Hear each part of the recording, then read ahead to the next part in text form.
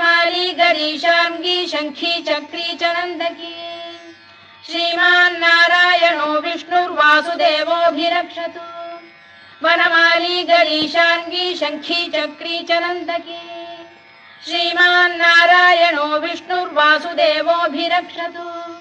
इतीदं कीर्तनीयस्य केशवस्य महात्मनः नाम्नां सहस्रं दिव्यानामशेषेण प्रकीर्तितम्